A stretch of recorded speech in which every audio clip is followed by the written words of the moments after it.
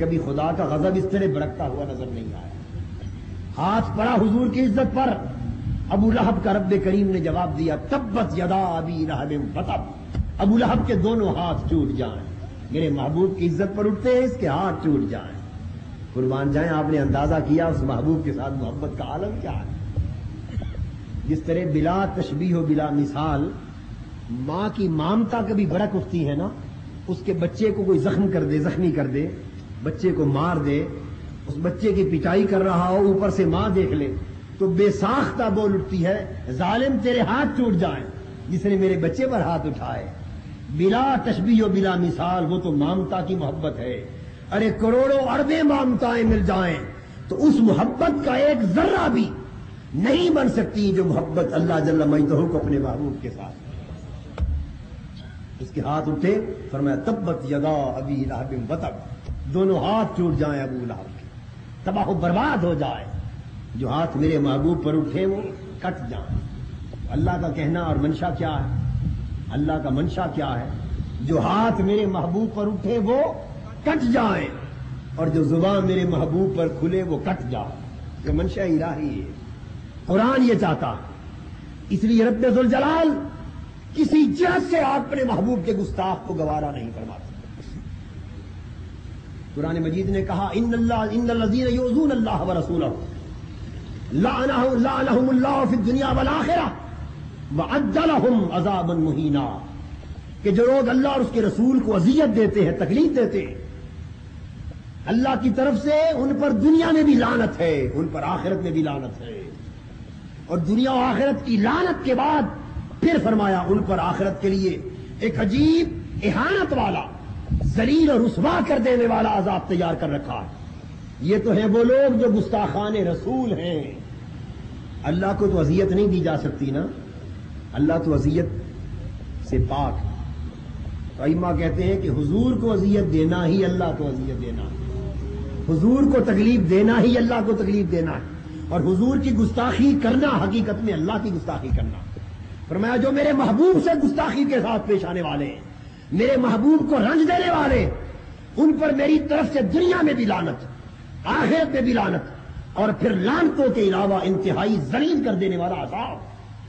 اور دوسری جگہ اسی کے ساتھ فرمایا والذین یؤذون المؤمنین والمؤمنات, جو اہل ایمان مردوں اور عورتوں کو اذیت دیتے بغیر مکتسبوا, بغیر اس کے کہ وہ انہوں نے اکتساب کیا, اس کے حقدار ٹھہرے. فقد احتملوا بہتانا واسما مبینا.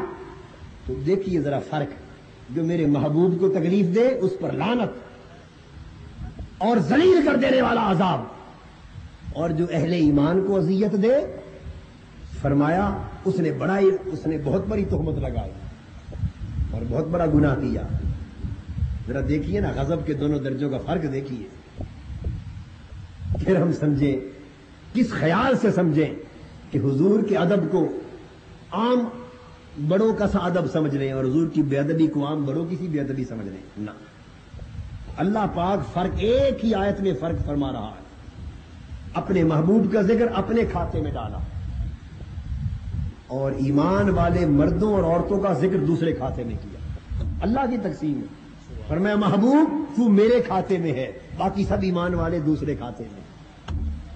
تیرا اور میرا معاملہ ایک, تجھ سے اور مجھ سے برتاؤ ایک. ان الذین, پڑھیے قرآن اور سمجھیے. ہم قرآن کے درس تو بڑے دیتے ہیں, قرآن کے مفکر بھی بڑے بنتے ہیں اور قرآن بھی بڑا کرتے ہیں, مگر کاش قرآن سمجھ بھی آ جائے. اگر قرآن کی سمجھ آ جائے تو صاحب قرآن کے مقام و مرتبہ کی بھی معرفت نصیب ہوگی. فرمایا ان الذین یؤذون اللہ ورسولہ, جو اللہ اور اللہ کے رسول کو پریشان کریں, تنگ کریں, اذیت دیں, رنجیدہ کریں, تو محبوب کو کس کھاتے میں رکھا؟ بولیے. آپ کہتے ہیں رسول کو خدا سے ملا دیتے, الزام ہے نا.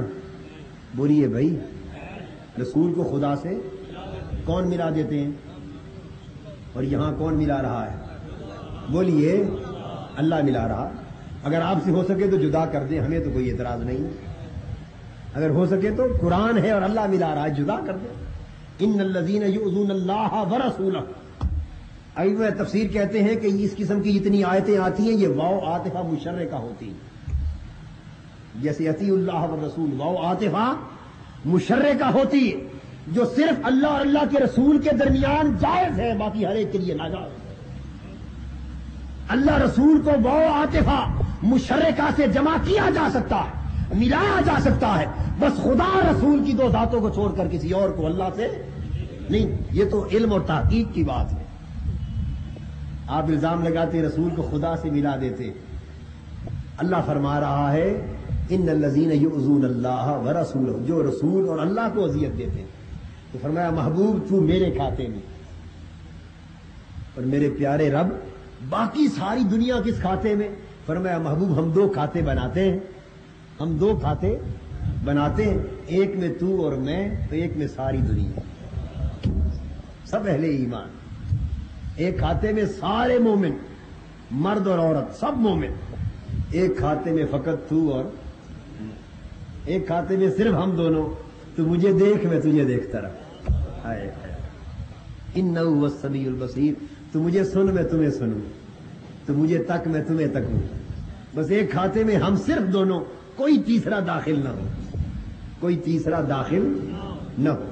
تو جو کوئی تجھ سے کرے وہ مجھ سے کرے، جو تجھ سے پیار کرے وہ مجھ سے پیار کرے، جو تجھ سے عداوت رکھے وہ مجھ سے عداوت رکھے، جو تیرا ہو جائے وہی میرا ہے، اور جو تیرا نہ بنے وہ لاکھ میرا بنتا پھرے، مجھے تیری قسم اسے اپنا نہیں بناؤں گا، کیونکہ ہمارا کھاتا ایک ہے۔